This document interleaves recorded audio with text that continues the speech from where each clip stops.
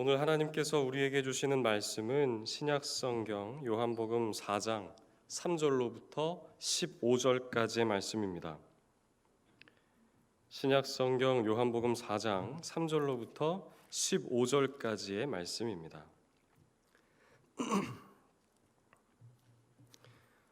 다 찾으신 줄로 알고 제가 봉독합니다. 하나님의 말씀입니다. 유대를 떠나사 다시 갈릴리로 가실새 사마리아를 통과하여야 하겠는지라. 사마리아에 있는 수가라 하는 동네에 이르시니 야곱이 그 아들 요셉에게 준 땅에 가깝고 거기 또 야곱의 우물이 있더라. 예수께서 길 가시다가 피곤하여 우물 곁에 그대로 앉으시니 때가 6시쯤 되었더라. 사마리아 여자 한 사람이 물을 기르러 왔음에 예수께서 물을 좀 달라 하시니 이는 제자들이 먹을 것을 사러 그 동네에 들어갔음이로라. 사마리아 여자가 이르되 당신은 유대인으로서 어찌하여 사마리아 여자인 나에게 물을 달라 하나이까 하니 이는 유대인이 사마리아인과 상종하지 아니함이로라. 예수께서 대답하여 이르시되 네가 만일 하나님의 선물과 또 내게 물 좀 달라 하는 이가 누구인 줄 알았더라면 네가 그에게 구하였을 것이요 그가 생수를 내게 주었으리라. 여자가 이르되 주여 물 기를 그릇도 없고 이 우물은 깊은데 어디서 당신이 그 생수를 얻겠사옵나이까. 우리 조상 야곱이 이 우물을 우리에게 주셨고 또 여기서 자기와 자기 아들들과 짐승이 다 마셨는데 당신이 야곱보다 더 크니이까. 예수께서 대답하여 이르시되 이 물을 마시는 자마다 다시 목마르려니와 내가 주는 물을 마시는 자는 영원히 목마르지 아니하리니 내가 주는 물은 그 속에서 영생하도록 솟아나는 샘물이 되리라. 여자가 이르되 주여 그런 물을 내게 주사 목마르지도 않고 또 여기 물 기르러 오지도 않게 하옵소서. 아멘. 여러분, 발달 심리학에 대상 영속성이라고 하는 용어가 있습니다. 눈으로 보거나 만질 수 없더라도 계속 그 물체가 거기에 있음을 아는 것을 말하는데요. 일반적으로 사람은 한 살이 되면 이 대상 영속성이 생깁니다. 왜 우리가 아기들을 상대로 그런 장난을 해본 기억이 있으실 거예요. 아기들에게 공을 보여준 다음에 갑자기 몸 뒤로 공을 숨깁니다. 그리고 잠시 후 빈손을 내밀면 그 순간 아기들은 정말 공이 사라진 줄 알고 사라진 줄 알죠. 그리고 다시 아기에게 그 공을 보여주면 아이들이 참 좋아합니다. 그런데 흥미로운 건 1살 반이나 2살이 된 아기들의 반응은 좀 달라요. 같은 장난을 치려고 공을 숨긴 후에 아기에게 빈손을 내밀잖아요. 그럼 아기들은 계속해서 등 뒤를 보려고 하거나 등 뒤에서 공을 찾으려고 합니다. 이렇게 당장 공이 사라져서 보이지 않아도 어디엔가 공이 있음을 알게 되는 것이 대상 영속성입니다. 비슷한 개념으로 사람 영속성이라고 하는 것도 있죠. 우리가 아이들에게 무언가로 얼굴을 가렸다가 까꿍 하면서 얼굴을 보여주며 부끄럽네요. 아이들이 까르르 하고 좋아합니다. 그렇죠? 아마 해보신 경험들이 있을 거예요. 어른들은 그다지 좋아하지 않으시는데 우리 아이들만큼은 까꿍 하고 놀아주면 정말 좋아해요. 아이들에게는 무언가가 사라졌다가 다시 나타나는 것이 아주 신기하고 즐거운 모양이에요.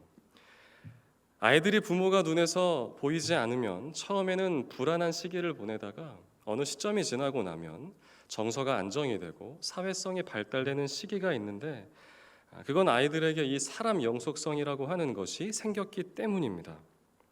눈에 보이지 않아도 우리 부모님이 어디엔 계시지? 라고 인지할 수 있는 능력을 말하는 것이죠. 그런데 오늘 문득 제가 말씀을 묵상하는 가운데 하나님 영속성 혹은 하나님 나라 영속성이란 말도 가능하지 않을까 하는 생각을 해보았습니다.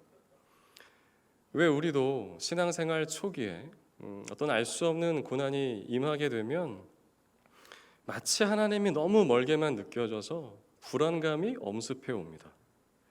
그런데 차츰 시간이 지나고 우리에게 신앙의 깊이가 더해지고 신앙의 두께가 더해지고 연차가 쌓이기 시작하면 불안함보다는 답답한 마음이 들어요. 하나님이 계시다는 건 내가 알겠는데 왜 나에게 이런 고난이 주어졌을까? 아니면 왜 하나님께서 나에게 이런 고난을 허락하셨을까 하는 생각이 들기 때문입니다.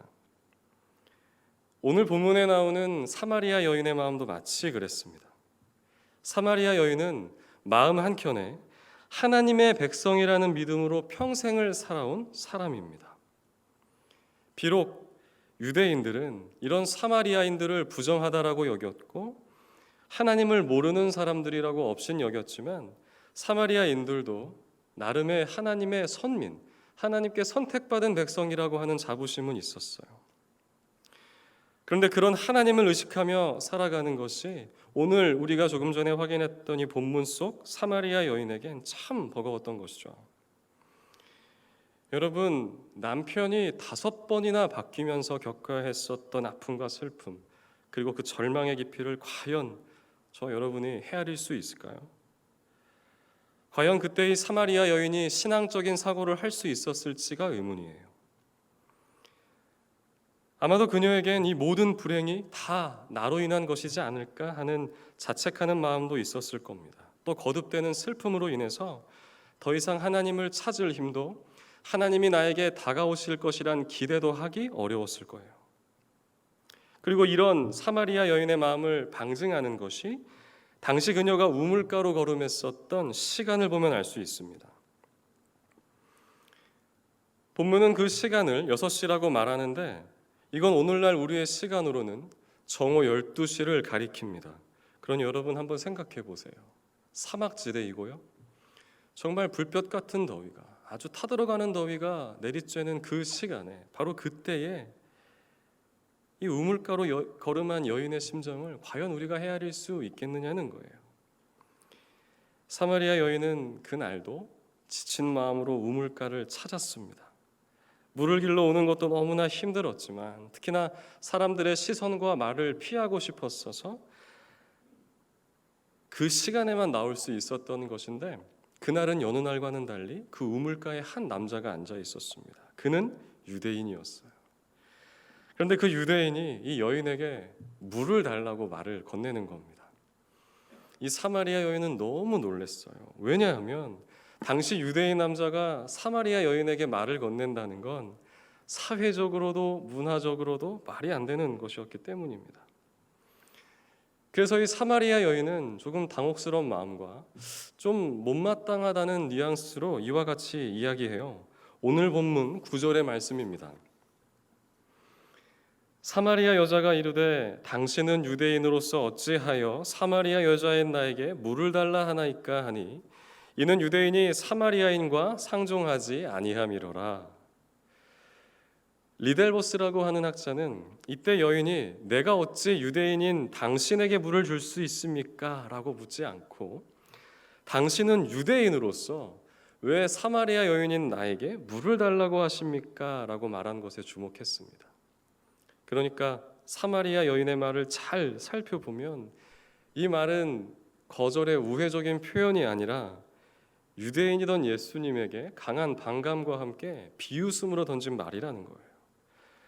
그러니까 다시 이 말을 좀 의역해 보면 아니 정상적인 유대인이라고 한다면 목이 말라 죽는 한이 있더라도 자기 같은 사마리아 여인에겐 말을 걸지 않을 텐데 왜 당신은 유대인으로서 자존심도 없이 왜 나에게 말을 거느냐 하는 어조의 이야기인 것이죠. 경멸과 조롱이 담겨져 있는 이야기였다는 말입니다. 주님 편에선 굉장히 불쾌하고 불편할 수 있는 말이었어요. 그런데 여러분 오늘 본문 속에 드러난 우리 주님의 모습을 한번 보세요. 우리 주님은 그 여인의 그런 경멸과 조롱도 괜찮았습니다.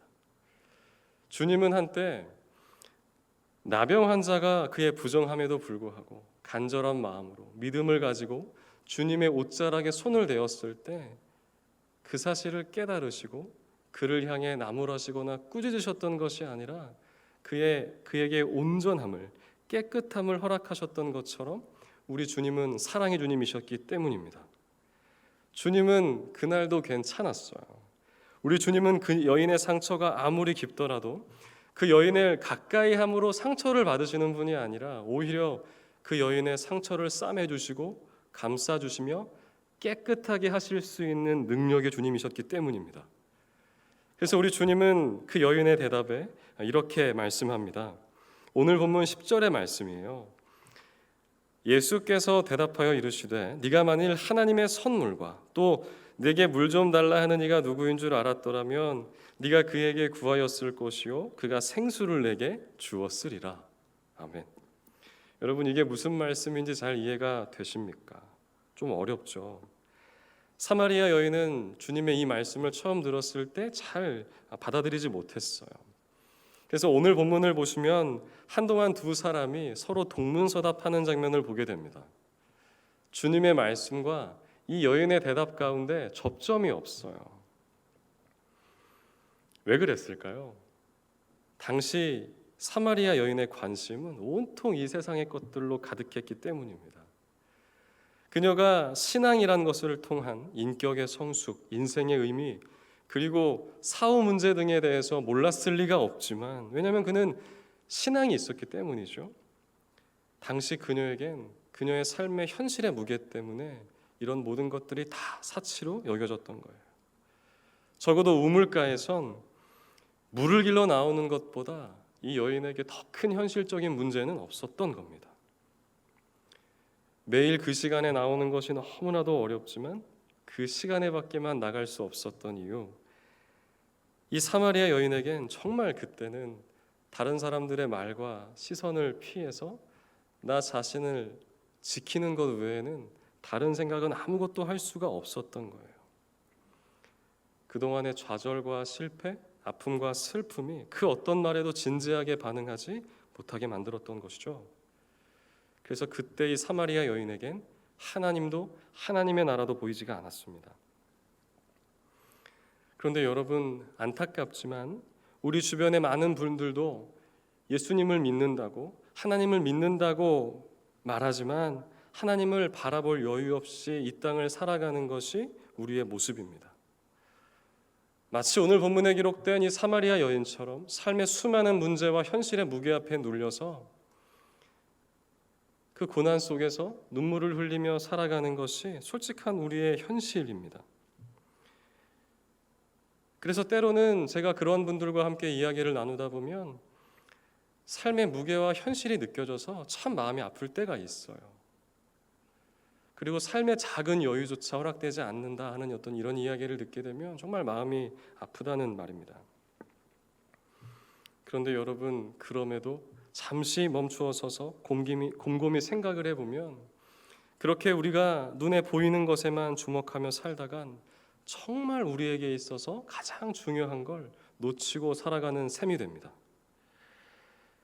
그래서 우리 주님께서는 오늘 본문 속에서 고되고 벅찬 삶을 살아야 하는 이 여인의 삶을 속속들이 다 아셨지만, 그럼에도 이 여인의 시급한 문제를 당장 해결해 주시기보다 그 여인에게 가장 소중한 영원한 생명을 선물로 주시고, 그래서 그 여인이 다시금 하나님을 바라볼 수 있게 되기를 소원하셨던 것입니다. 그리고 이것이 바로 주님께서 여인의 필요를 다 아셨음에도 불구하고 그 여인을 향해 동문서답을 건네셨던 이유이기도 합니다. 오늘 주님께서는 이 여인을 향해서 그곳에서 눈을 떼라고 이야기하고 계신 겁니다. 사랑하는 성도 여러분, 저는 저와 여러분이 수많은 삶의 문제 앞에 고민되고 낙심이 될 때마다 잠시 고개를 들어서 하늘을 바라볼 수 있는 그 믿음과 여유가 있기를 주님의 이름으로 축복합니다. 오늘도 우리가 살아가는 것이 우리의 능력이나 우리의 경험으로 살아가는 것이 아니라 하나님께서 주신 은혜로 살고 있음을 믿는 그 믿음이 회복되시기를 주님의 이름으로 축복합니다.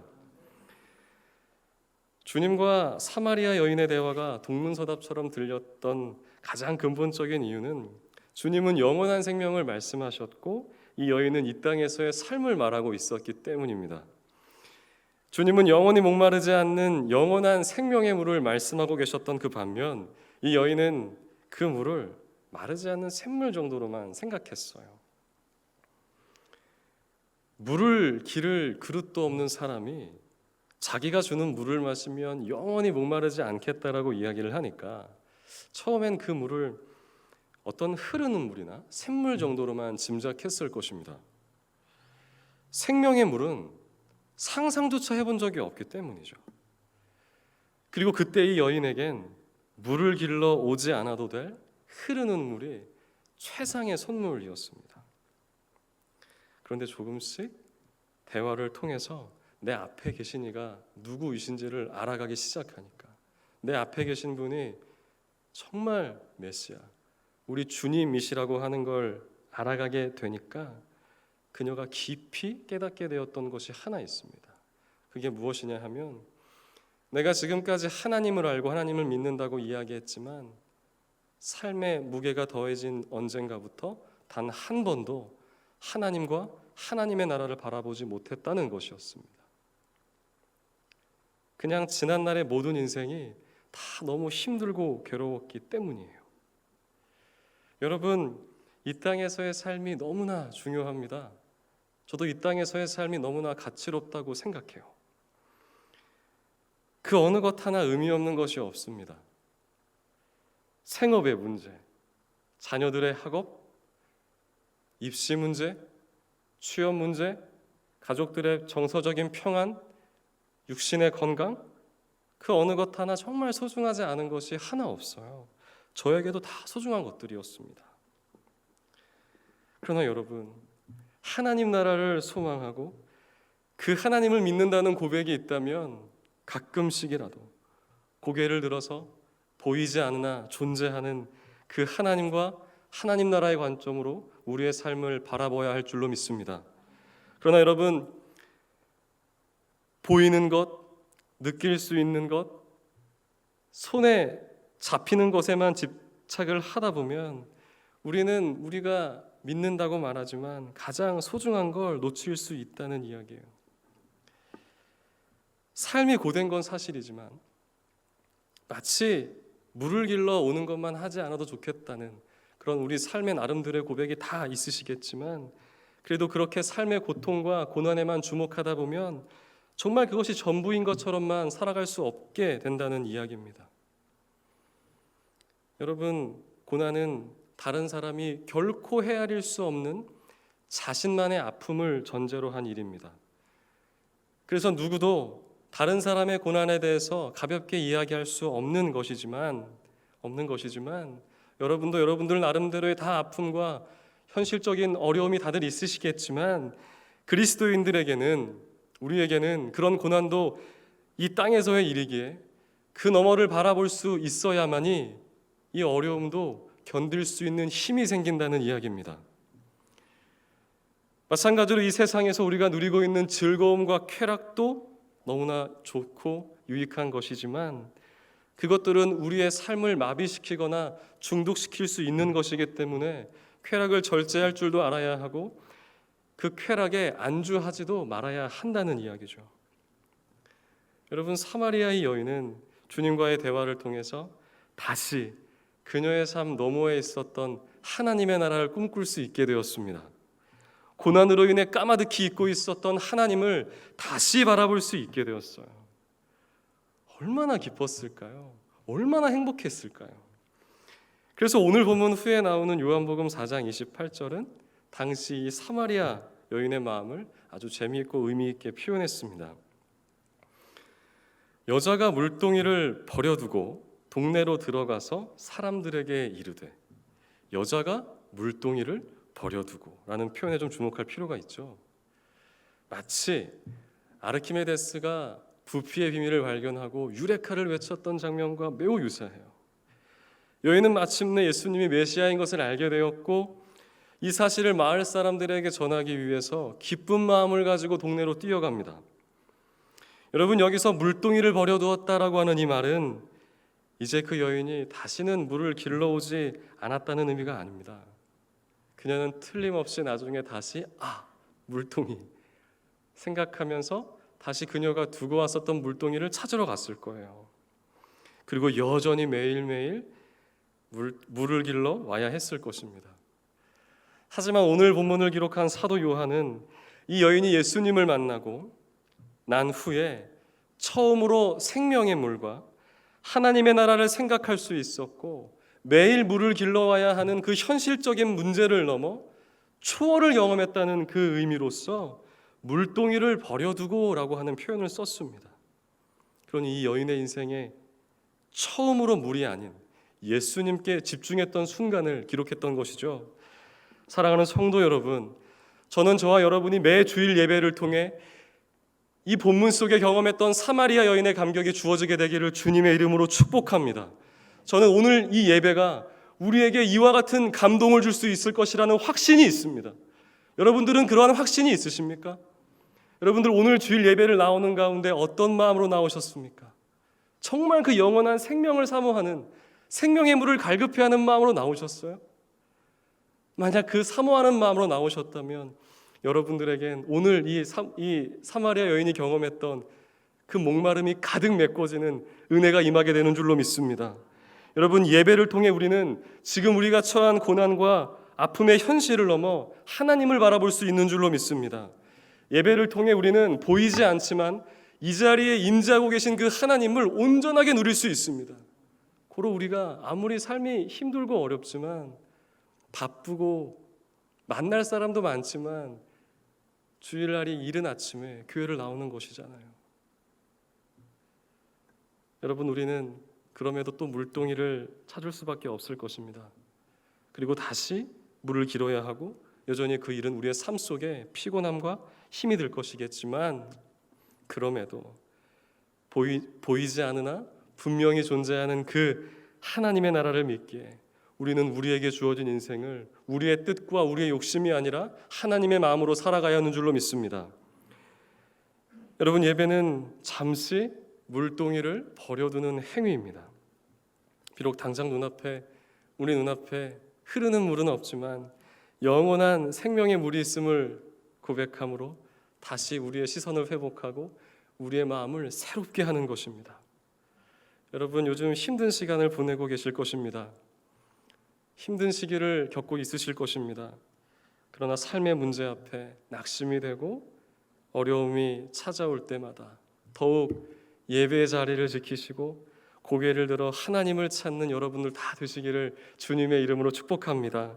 우리 삶의 열쇠를 가지신 우리 하나님께서 하늘에 계심을 기억하시는 가운데 그 하나님께서 허락하시는 하늘 만나를 구하며 하늘 만나를 의지하며 날마다 하늘 만나로 만족해 하시는 저와 여러분의 인생이 되기를 간절히 축복합니다. 기도하겠습니다. 사랑이 많으신 아버지 하나님, 이 땅을 살아갈 때 우리의 수많은 삶의 고난의 앞에 넘어지고 좌절했었던 우리의 지난 날을 돌아봅니다. 그러나 오늘 사마리아 여인에게 다가오셔서 영원한 생명의 물이 되셨던 주님을 기억하며 이 땅을 살아갈 때마다 하나님 나라를 기억하고 하나님의 마음으로 이 땅을 살아낼 수 있는 믿음을 더하여 주시옵소서. 고난 앞에 좌절하고 낙심하는 것이 아니라 하나님 주시는 신념으로 다시금 우리의 삶을 바라보고 고난 너머에 있는 하나님의 나라를 기억하며 이겨내게 하시고 견딜 만한 지혜를 더하여 주시옵소서. 감사드립니다. 이 모든 말씀 우리 주 예수 그리스도의 이름으로 기도드립니다. 아멘.